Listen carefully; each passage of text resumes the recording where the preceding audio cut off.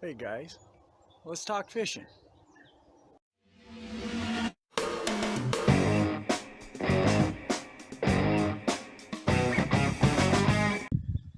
First thing I want to talk about is the sun protection.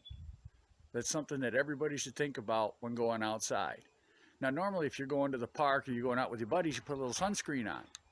Well, if you're going fishing, you don't want sunscreen oil and all that on your hands when you're tying on lures and baits. And sometimes that can make a bad fishing trip because you go and you think the fish aren't biting.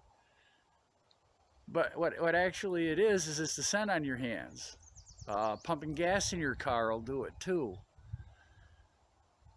It's the small things that you really need to watch out for. So I use gloves. Cheap, $15. I can wash them, no scent, and it protects my hands. A nice long sleeve, lightweight shirt, and I'm all set. If it's colder out, I can put a long sleeve shirt over this, or a sweater, or a hoodie. That way I stay warm, I stay comfortable. If I'm warm and comfortable, I can fish longer. If I'm not and I'm cold and wet and miserable, I'm going to leave. And you never know with fishing. It could be a nice sunny day like this, the fish are biting. It could be a rainy day. So just one of the things you really want to make sure of and watch out for when you go plan a fishing trip is the weather, whether it's sunny or whether it's overcast. Even if it's overcast, I'll still wear this outfit. I'll still wear it to protect myself from the sun, because when you're on the water or near the water, not only are you getting the sun's rays coming down on you, but they're also reflecting off the water and coming at you. So you're getting it twice as bad. So that's the first thing that you should do when you start out going out on a fishing trip. Fishing poles come in all different shapes and sizes, and sometimes it can get confusing. You have what this is, it's called a closed-faced reel. And then you can get into others, like a spinning reel, a baitcaster, or a level wind. And as you see, they come in different sizes and shapes and colors, and there's numbers on them. You're not sure exactly what you want to get into, or you're looking for something specific. Understanding them numbers can help. Usually it's going to tell you how heavy of the line is. That'll be the first number. Say it might say 10. And then there'll be a slash on there and it'll say 200. That means it'll hold 200 yards of 10-pound test line. This is something I'm going to set up for a beginner. This is easy to use, or a kid. Sometimes you get up in age and your hands don't work so well. So this is something else that'll work really good. You just got this button on the back and you push that and you hold it down. And then when you're ready to cast, you bring the rod back. And when you flick it forward, you let go of the button. Throws your bait out there, your sinker, your hook. You're fishing. You put a bobber on it, multi-purpose. You can catch a big fish on it. I mean, sometimes that happens, and that's the fun part of fishing. You never know what you're going to catch. But if you're just getting into it, it's a cheap. They're not expensive. You're not going down the rabbit hole. Good starter. If something happens to the reel, I mean, you're not out very much. You can go buy another reel and use the same pole. If something happens to the pole, you can go buy a $10 pole and replace that. And then if you decide you do like it, you can upgrade into equipment. And that might be the purchase of a spinning reel, which is what we're going to get into next. Like I said, spinning reels come in all different shapes and sizes. This one's not that big. Again, this one's about the same size. But then you start getting a little bit larger. And then you start getting into a little larger than that. And then, like I said, this is what's called a baitcaster. I'll get into that in a little bit. And then again, a different size reel. This one's definitely a lot bigger. And then we go down here to this spinning reel, and this thing is huge. Each reel has its own specific use, purpose, line capacity. where you're fishing, what you're fishing. This is where sometimes people get confused as to what I need, because I see this guy on TV, he uses this size reel, and then I get it and I don't like it. So hopefully here I can help you figure out what exactly it is that you're looking for, or maybe if you are an experienced fisherman, I can give you an idea. Different types. You might be looking at a new reel and not sure what to get. Now I have a couple of fishing reels here, spinning reels to be technical. And I showed you the different sizes. You have small ones, such as this one, which is what I would use for small fish, what they call panfish. Even if you're looking to catch bait, you don't need a big reel. You want something light in your hand that's easy to handle, doesn't weigh a lot, doesn't tire you out a lot. When you get into the bigger, heavier rods and you're casting them all day, that's something you want to look at when you're looking at a fishing pole. Is it heavy enough to catch what I'm fishing for, but is it light enough if I'm going to cast it all day that it's not going to tire me out? These are just a simple basic reel. They have what they call is a bail, and that's what keeps your line wrapping around the spool, this part. So when you go to cast it, what you're going to do is you're going to line that up at 12 o'clock so it's even with the fishing pole. Put your finger on it, open up the bail, you bring it back, and you throw it forward. And when you throw it forward, you let go with your finger, and that's how it would cast. Whereas with the push button, which I showed you, you hold the button in until you're ready to cast, and when you get to the cast point that you desire, you let go of the button, and then everything just shoots out into the water and you're fishing. It has a standard drag on this one. The knob's here. Sometimes it could be on the back. Which brings me to the next spinning reel, which I didn't find out about these until a couple of years ago. These are going to be called a bait runner spinning reel. And these spinning reels actually have two drags in them. This has the fighting drag, which when you're fighting the fish, this one is what's going to tire the fish out and let you reel it in. But there's a lever in the back. And if I engage that lever, now I can leave my pole on the ground, and just like that, the fish can take line, and I don't have to worry about losing my fishing pole. So while I'm sitting on the bank and I get a bite, sometimes you'll see people run over and try to set the hook, or you got a fish on that's going to take your pole in the water. Well, the only way that happens with this is if I forget to flick that lever so that the back drag or the running drag is enabled. So now when I'm fishing on the bank, and you're going to see some videos of me doing that, you'll see the rod just bobbing away, but it's not going anywhere because I have the running drag engaged. And then let's say he's running, I pick up the rod to re-engage it. All they have to do is start reeling, and now I've got the fighting drag.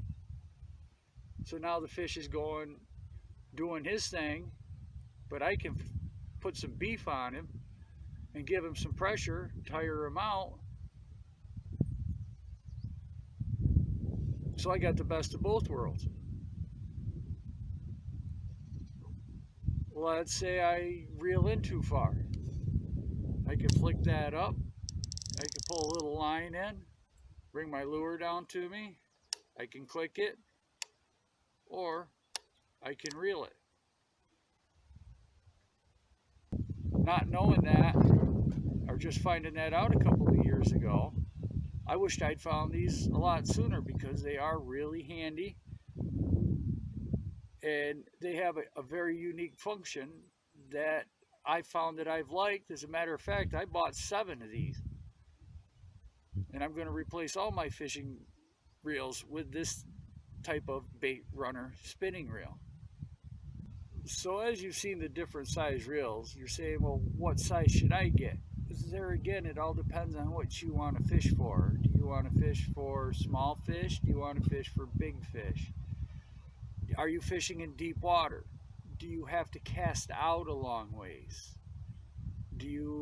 Are you fishing a technique where you let the fish run before you set the hook?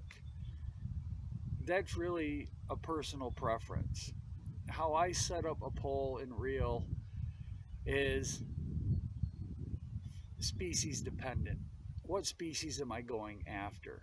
Because if I'm going after a fish and I'm using live bait, I'm going to want a fishing pole with a lot of flex, a lot of give, because I don't want to cast the bait off.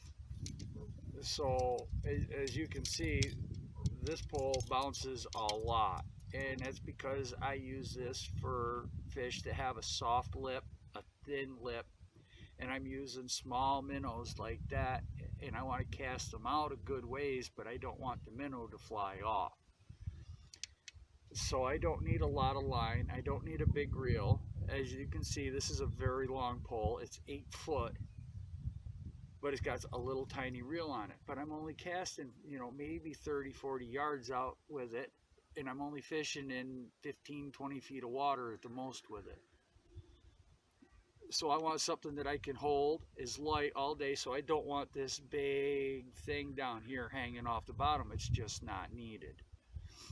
If I'm jigging or throwing a jig and I'm casting 60 yards out, I'm going to want something that I can throw a pretty good sized jig or lure out that far. But I still want small and lightweight. So if the rod balances, that's my balance point. So that's where the front half and then the back half. This is a lot of times how I judge my combos, is I'll find the balance point, and is that comfortable for me? So when you're in the store and you're grabbing all these poles and everything, it's like, what's comfortable in my hand? What fits my hand? Some people have big hands, some people have small hands. But if you're going to be casting this all day, you don't want to get tired. So you match your weight of the reel to what you're fishing. And then sometimes I try to use the smallest reel I can get away with. Sometimes I'll go up a size. Again, it depends. Am I fishing deep water? Am I fishing close to shore? Am I casting out a long ways? So that also depends on the rod I want.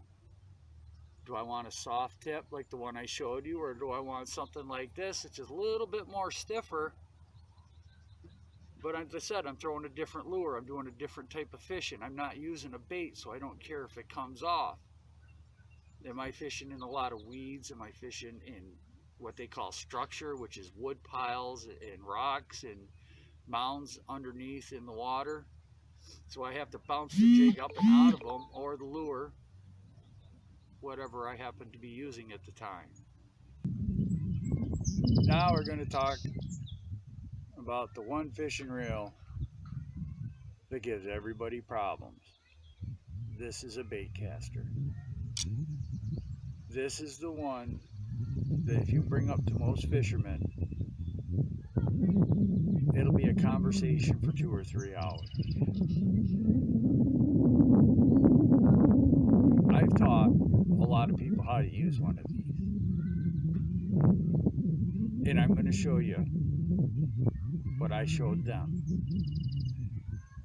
Now on the side, there's a dial. And inside that dial, there's magnets. You can decrease the resistance by turning it back this way, or you can increase the resistance turning it back that way. There's more than one way to adjust the tension on this reel. So what I do is if I have a new reels, I'm going to set that to 5. That's in the midpoint. And then over here, there's that dial right there. If you turn that knob in, that increases resistance. If you turn it out, it decreases resistance. So what I'll do is I'll tie on my lure, and then I'll just let it hang. And then when it hits the ground, the spool stopped. But see, I got this loop here. So what I'm going to do is I'm going to reel it up tight. I'm going to increase the dial and then drop it again. See, the loop wasn't that big. I could probably cast that. But if I wanted more, I'm going to turn it to 10, reel it up to the same height, and do it again. If you're still not happy with that, turn that knob in. This one right here. If I give that a little bit of a turn, straighten up my line here,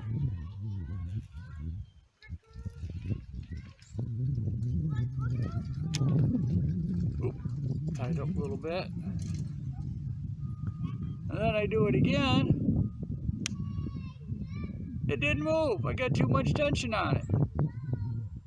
I'm going to go over here and loosen this tension drag again.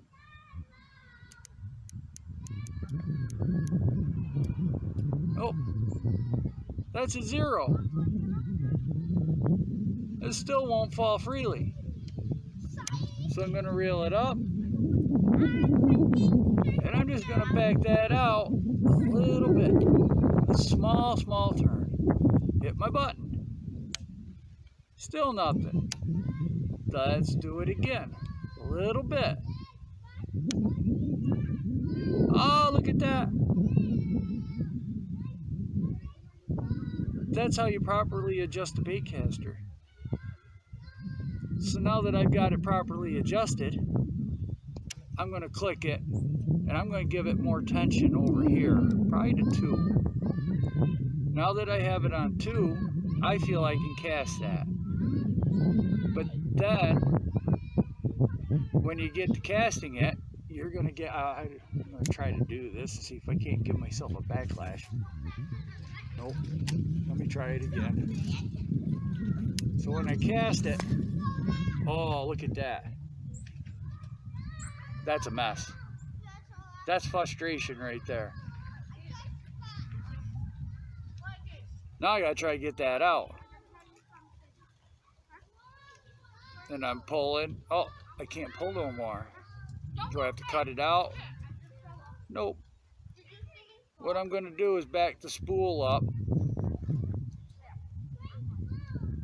and grab my main line, and then as I pull,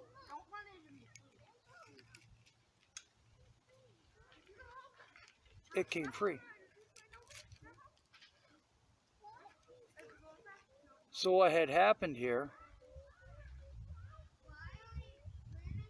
is the spool spun faster than it could come off the line. And that's what caused the backlash. Now as I'm pulling, I'm seeing a loop inside the reel go over my line. And I can't get the camera to show that. But what I'm going to do is I'm going to grab that loop. And I'm going to pull on it. And then I can get this backlash out. And I'm just going to keep pulling. Oh, there's another one. Backed it up. And I'm just going to keep pulling.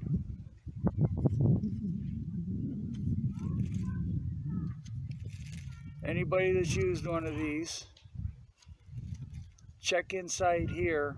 If you backlashed one, there'll be a loop that goes across the mine. That's why you can't pull it out any farther. If you grab that loop and pull up this way, it'll unwind inside the spool, and you'll be able to do this and get your backlash out.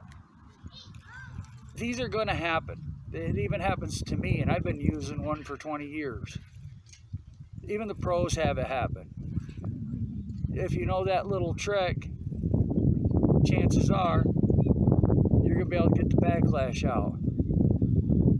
And I can honestly say on camera, I've never had a backlash that I've had to cut out since I learned that trick. And I've taught a lot of people how to use that. And then when I say I need a big reel,